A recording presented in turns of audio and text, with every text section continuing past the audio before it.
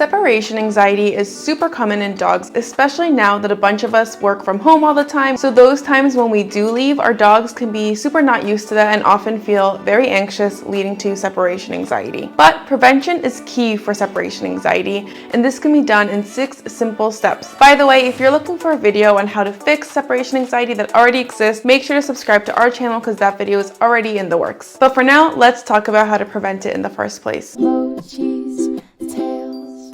The first step in preventing separation anxiety in your dog is to properly socialize them. Socialization just means exposing your dog to all kinds of different environments and situations in a controlled way so that they can learn to be neutral in all of those situations. Of course, there's the famous socialization window where puppies under around 4 months old are more sponge-like and can truly absorb their surroundings, and after that, the likelihood of fear and anxiety occurring in them from certain triggers gets a lot higher. However, the socialization window does not mean that if you pass that 16-ish weeks of age that your dog is screwed for life. So don't worry and continue working on it even if your dog is a bit older. And when a dog is properly socialized, they're less anxious about unfamiliar things and therefore more confident generally, and that just lessens the likelihood of separation anxiety, which is just a form of anxiety. The next step is to ensure your dog's physical and mental needs are met. Separation anxiety becomes a lot more likely to happen if your dog's basic needs aren't fulfilled because, okay, for example, let's take a Border Collie. Border Collies were originally bred to be working dogs. They should be working, herding sheep in their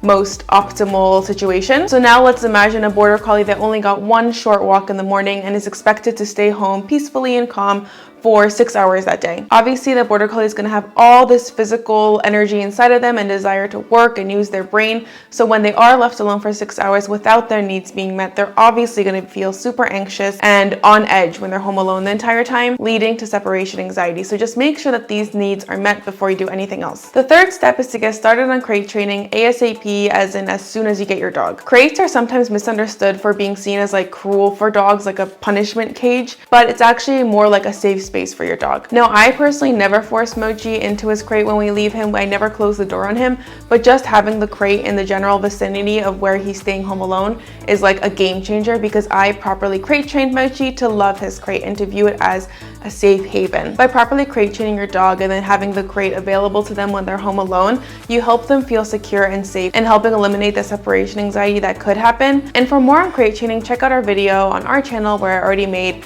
on how to make your dog love their crate. Fourthly, desensitization to cues for you leaving is super important in preventing separation anxiety. You want to desensitize your dog to the noise of you grabbing your keys or the action of you opening your front door or to you actually saying goodbye to them. To do this, just repeatedly do these actions but don't actually leave. So for example, you can grab your car keys and then walk to the door, but then turn back around and come back inside and continue what you were doing in your house. Or you can open your front door and then close it and come back inside and sit on the couch and continue watching TV, all that kind of stuff. By doing this, your dog won't automatically get anxious as soon as, for example, you do grab those keys, because he'll think, oh, she's grabbing her keys, sometimes she leaves, sometimes she doesn't. I guess this is not a cue for her leaving. And by doing that, you basically eliminate the ability for your dog to get all worked up and anxious before you even leave when he sees those things. And as a side bonus tip in this, do not make a big deal every time you leave your house by saying goodbye and kissing your dog and hugging your dog, blah, blah, blah. Because when you are making a big deal out of you leaving,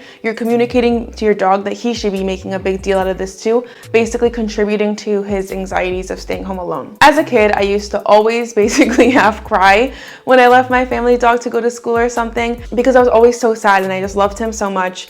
But now looking back, I hate myself for doing this because I was actually making it way harder for him. Oreo was his name, because my dog could see that I was getting all sad and anxious before leaving him. So he was thinking, oh, I should be sad and anxious too. Instead, just leave as if it was no big deal, and your dog will actually get from that, oh, it is no big deal. I mean, my owner leaving, she's not acting like it's a big deal, so it must not be a big deal. If you feel the need to say I love you to your dog like I do, just say it in passing, just be like, I love you, leave the house. Don't make it this big drama. Similarly to desensitization, positive association with being alone is super important. So in the previous step, I mentioned that you should desensitize your dog to all these cues of you leaving, and you should also try to create a positive association with you actually leaving. And to do this, all you need to do is give your dog something they love every single time you leave, and only when you leave the house. So don't give these amazing rewards that your dog loves when you are home. For example, I always give Mochi his Kong toy with something that he loves in it, like frozen peanut butter or like a banana, but he only ever gets this when I leave the house, which isn't that often. By making the reward something that your dog absolutely loves,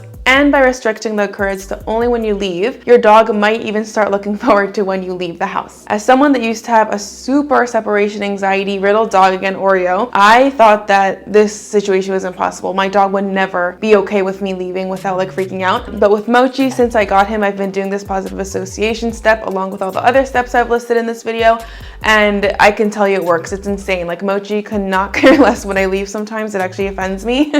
And every time I like open the freezer door, he knows that frozen Kong is coming, and he's like super happy. And when I leave and look back, he's not even watching me leave.